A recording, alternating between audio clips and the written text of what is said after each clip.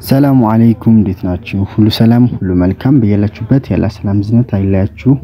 ሁላችሁም በያላችሁበት አላህ ይጠብቃችሁ ማለት ነው። እንግዲህ ዛሬ የመጣሁት መሐመድ ነኝ ማለት ነው ከፋጥማ ወሎ ቲዩብ። ይሄን ቪዲዮ ላይክ፣ ሼር፣ ሰብስክራይብ ያደርጋችሁ አበረታቱኝ ማለት ነው። እንግዲህ ትላንትና ደግሞ 75 ቆርቆሮ በብሎኬት ቤት ሰርችላችሁ ነበር። ዛሬም በጥያቄያችሁ መሰረት የ60 ቆርቆሮ የጭቃ ቤት የእንጨት ቤት ስራልን ባላችሁት መሰረት ሰርችላችኋለሁ ማለት ነው። እስከ መጨረሻው ላይክ ሼር ሰብስክራይብ ያደርጋችሁ ተከታተሉኝ ማለት ነው። እንግዲህ 60 ቆርቆሮ የእንጨት ቤት ማለት የጭቃ ቤት የሚፈጀው ከነሙሉ ከቦታው ውጭ ማለት ነው እነግራችኋለሁ። ቦታው ከናንተ 60 ቆርቆሮ የሚያርፍበት ቦታ ምን ያክል ቦታ ይበቃዋል፣ ስንት ክላስ ይበቃዋል፣ ምኑትን እነግራችኋለሁ ማለት ነው።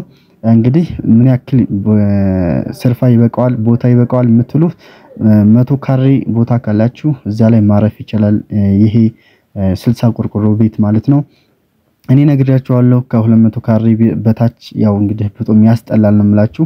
ምክንያቱም የሰው ልጅ ሞት አለ፣ ድግስ አለ ምናምን አለ። ያቺ 100 ካሬ ብዙም ትጣበባችኋለች። ልብስ ማስጫ ምናምን ብዙ ነገር እህል ማስጫ ምናምን ነገር ስላለ እቺ ትጣበባችኋለች። ግን 200 ካሬ ሜትር ካለ እስከነ ሰርቪስ እስከነ ሁሉም 200 ካሬ ሜትር ማረፍ ይችላል ማለት ነው። እንግዲህ 60 ቆርቆሮ ያው እንድሰሩ ብዬ 100 ካሬ ሜትር ያው ያርፋል ብያችኋለሁ ማለት ነውና ያው 4 ክላስ ታረጋችሁት ያው በቂ ነው ማለት መኝታ ቤት 60 ቆርቆሮ እንደመሆኑ መጠን መኝታ ቤት፣ አልጋ ቤት፣ ዕቃ ቤቶችና እነዚህ ሻወር ቤቶች አርጎ 60 ቆርቆሮ በአራት ክላስ መልኩ መሰራት ይችላል ማለት ነው።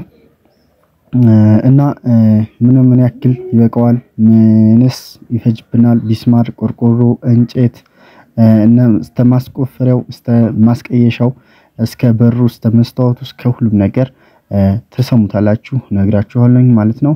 እናንተ ደግሞ ያበረታታችሁኝ ላይክ ሼር ሰብስክራይብ አድርጉልኝ ማለት ነው።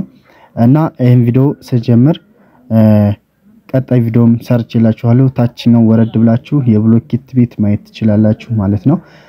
እዚህ ላይ ደግሞ የእንጨት ቤት ነው የሰራውላችሁ። የእንጨት ቤት ማሰራት ለማትፈልጉ ስክሮል አድርጉት ማለት ነው። ቀጣይ ቪዲዮ ታች ወረድ ብላችሁ የብሎኬት ቤት እዩት ማለት ነው። እና ሙሉ ቪዲዮ ተከታተሉኝ ነው። ከክፍል ነው እንግዲህ አንደኛ ቤቱን ለመስራት ክፍል 3 ክፍል ይሆናል። ሰፋፊ ክፍል 2 ፍሳሽ እንዲሁም በኤል ከሆነ 4 ክላስም ማድረግ ትችላላችሁ። ጠባብ አድርጋችሁ ማለት ነው። እንግዲህ ከመጀመሪያ ወጪ የምጀምረው ምንድነው ቤት ቀያሽ ነው። ቤት ቀያሽና ቆፋሪ ባንድ ከ5,000 ብር እስከ 6,000 ብር ይፈጃል። እንዲሁም አናጺ ነው። አናጺ ይሄን ቤት ሰርቶ እንጨትና ጣራ ቆሞ ለማስረከብ በአሁን ላይ በ2017 ላይ ከ300 ብር እስከ 350 ብር ነው በቆርቆሮ እየሰሩ የሚገኙት። ቶታል ድምሮ 18600 ብር ይመጣል። ሌላው ቆርቆሮ ግዢ ነው። 60 ቆርቆሮ ቤት ስለሆነ የምንሰራው 60 ቆርቆሮ ያስፈልጋል። 42,000 ብር ያስፈልጋል። ሌላው ምስማር ያስፈልጋል። ይሄን ቤት ለመስራት እንጨትና አንቱን ለመምታት 8 ቁጥር፣ 9 ቁጥር፣ 10 ቁጥር፣ 12 ቁጥር ምስማር በኪሎም ያስፈልጋል። 10 እና 12 ቁጥር በኪሎ እንዲሁም ደግሞ 8፣ 9፣ 10 ቁጥር ደግሞ በካርቶን ያስፈልጋል። 6 ካርቶን 5700 ብር ይፈጃል። እንዲሁም ከፈፍ ነው። ከፈፍ አብሮ ነው የሚገዛው። ከፈፍ 14000 ብር ያስፈልጋል። 10 ከፈፍ ያስፈልጋል። 10 ወይ 11 ከፈፍ ያስፈልጋል። ሌላው የቆርቆሮ መስማር ያስፈልጋል 2 ካርቶን። 1 ካርቶን 3 ኪሎ ግራም ነው የሚይዘው 1800 ብር ያስፈልጋል። ሌላው እንጨት ግዢ ነው። እንጨት ስንጀምር ቋሚ 50 ቋሚ ያስፈልጋል። አውራጅ 15 አውራጅ ያስፈልጋል። እንዲሁም ጠርብ 500 ያስፈልጋል። ግድግዳ ማገር 90 ያስፈልጋል። ቆርቆሮ ማገር 25 ያስፈልጋል። ጭቃ ማገር 60 ያስፈልጋል።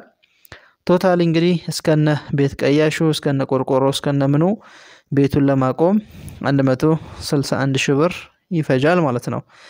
ሌላኛው ቤቱን ከቆመ በኋላ ወደ ሁለተኛ ስቴፕ ስንሄድ ውሃ ልክ ማሰር ነው።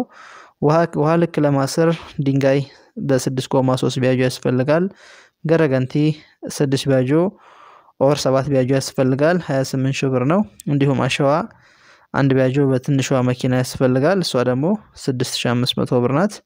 ሲሚንቶ 12 ኩንታል ያስፈልጋል 22800 ብር። ባለሙያ ኮንትራት ከ20,000 ብር እስከ 25,000 ብር እንደየአካባቢው ይለያያል። ቶታሊ ውሃ ልክ ለማሰር 96,000 300 ብር ትይዙልኛላችሁ። ከላይኛው ጋር ተደምሩታላችሁ። ድምሩን ይዛችሁ በአንድ መደመር ትችላላችሁ እናንተ ማለት ነው። ሌላኛው እንጨት ቤት ውስጡንም ለማስመረግ የሰራተኛ ወጪ ከ25 ሺህ እስከ 30 ሺህ ይፈልጋል።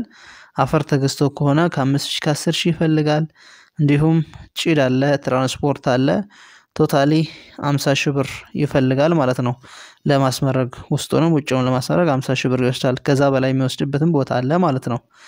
ሌላው መብራት ዝርጋታ ነው። ሲመረግ መብራት ኮንዲትና መብራት ዝርጋታ ይዘረጋል። ገመድ ያስፈልጋል፣ ኮንዲት የሚባል ያስፈልጋል፣ ስካቶላ፣ ማብሪያ፣ ማጥፊያ የመሳሰሉት ግዢ በሙሉ ሲገዛ ቶታሊ እንዲሁም ዘመናዊ አምፖል እናስገጥማለን የምትሉ ከሆነ የተለያዩ አምፖሎች አሉ። ባለሙያ መብራት ሰራተኛ ወጪ አለ። ማብራት ዝርጋታ ብቻ ከ20 ሺህ ብር እስከ 30 ሺህ ብር ይወስዳል ማለት ነው። ሌላው በርና መስኮት ገጠማ ነው። ቤቱ ከተሰራ በኋላ ጅፕሰም ከመሰራቱ በፊት በርና መስኮት ይገጠማል። ፍሬንች በር ኢሚቴሽን እና መስኮት እንዲሁም የሳሎንና አንድ ተከፋች ባለ አንድ ተከፋች እና ባለ ሁለት ተከፋች ኢሚቴሽን በር አለ፣ ፍሬንች ዶር ማለት ነው። ያንን ለማሰራት ከ85 ሺህ እስከ 90 ሺህ ብር ይወስዳል። ሌላው ደግሞ ሊሾ ለማሰራት ነው። ሊሾ ለማሰራት ሙሉ ወጪው ሲሚንቶ ያስፈልጋል፣ አሸዋ ያስፈልጋል፣ ባለሙያ ወጪ ያስፈልጋል። 42 ሺህ እስከ 45 ሺህ ብር ይወስዳል ሊሾ ለማስደረግ ማለት ነው። ሌላኛው እንግዲህ በቅደም ተከተል ውጩን ብቻ ለማስገረፍ ሽምብራ ግርፍ እንዲሁም አንድ ዙር ሊሆን ይችላል ወይ ደግሞ 2 ዙር እንደፈለጋችሁ ሽምብራ ግርፍ ማስገረፍ ትችላላችሁ። ሲሚንቶ 25 ኩንታል ይወስዳል። 47500 ብር። መስማር 20 ካርቶን ይወስዳል 18 ሺህ ብር። የግርፍ ሽቦ 4 ጥቅል ይወስዳል ወደ 6500 ብር። ትራንስፖርት ወጪ 2 ሺህ ብር። የባለሙያ ሙሉ ኮንትራት 35 ሺህ ብር። ቶታሊ 105 ሺህ ብር ይወስዳል ማለት ነው ቤቱን ለማስከረፍ ውጭን። እንዲሁም ኮርኒስ ስራ ነው። ኮርኒስ ስራ ለማሰራት ወይ ጅፕሰም ከፈለጋችሁ ፕላስቲክም ሊሆን ይችላል። የጅፕሰም ቦርድ፣ ቃጫ፣ ፍሬም፣ ጅምላይት፣ ባለሙያ አጠቃላይ ወጪ ኮርኒስ ለማሰራት ከ60 ሺህ ብር እስከ 70 ሺህ ብር ይፈጃል። እንዲሁም ግድግዳ ጅፕሰም ለማሰራት ደግሞ ቻክ ለማስደረግ ከ55 ሺህ እስከ 60 ሺህ ብር ይወስዳል ማለት ነው። ሌላው ግድግዳ ጅፕሰም ከተሰራ በኋላ ወይ ደግሞ ከመሰራቱ በፊት ኮርኒስ ይቀድማል። ግድግዳ ጅፕሰም መጨረሻ ላይ መሰራት ይችላል። የባኞ ቤትና የበረንዳ ሴራሚክ ለማድረግ የግድግዳ ሴራሚክ አለ፣ የወለል ሴራሚክ አለ። በካሬ 1200 ብር ነው የወለሉ። የግድግዳ ደግሞ ይቀንሳል። ለዚህ ወጪ 60 ሺህ ብር ያስፈልጋል ማለት ነው። ሌላው የፊኒሽንግ ስራ ነው። የፊኒሽንግ ስራ ቀለም ለማስቀባት ወጪ አለ። እንዲሁም ለግድግዳ ውስጡም ውጭም ቀለም ይቀባል። እንዲሁም ለበርና ለመስኮት ለበረንዳ አጥር የናፍታ ቀለም ይቀባል። እንዲሁም የባለሙያ አለ። እንግዲህ ይሄን ለመቀባት ተቀብቶ ለማስረከብ ቶታሊ 60 ሺህ ብር ይወስዳል። አጠቃላይ ቀለም ውጭንም ውስጡንም በሩንም ለመቀባት 60 ሺህ ብር ይወስዳል ማለት ነው። ሌላው መጨረሻ ላይ እንግዲህ ቀለም ከተቀባ በኋላ ነው መስታወት መገጠም ያለበት። የመስታወት ገጠማ እንዲሁም የእንጨት በር ጅፕሰም ከተሰራ በኋላ የእንጨት በር ውስጡን ይገጠማል። መስታወት ለማስገጠም ሙሉ ሂሳቡ ከ25 ሺህ ብር እስከ 30 ሺህ ብር ይወስዳል። እንጨት በር ደግሞ አሁን ላይ ጨምሯል። እየተሰራ የሚገኘው አንድ እንጨት በር 25 ሺህ ብር ነው በአንደኛው በአውስትራሊያ እና በፓኔል ማለት ነው። 2 በር ያስፈልጋል። ለዛ ለ2 በር 50 ሺህ ብር ይወስዳል። ቶታል ድምር መስታወትና እንጨት ገጠማ 80 ሺህ ብር ይወስዳል ማለት ነው። እንግዲህ ድምር የምትይዙልኝ 85 ሺህ መስታወት ገጠማና እንጨት በር፣ 60 ሺህ ቀለም ስራ እስከነ ቀለም ውጭንም ውስጡንም። ሌላው ደግሞ እንትን ነው የባኞ ቤት ዕቃ 60 ሺህ፣ ግድግዳ ቻክ 60 ሺህ፣ እንዲሁም ኮርኒስ ስራ 70 ሺህ። ሌላው ደግሞ 105 ሺህ የምትይዙልኝ ውጩን ለማስከረፍ።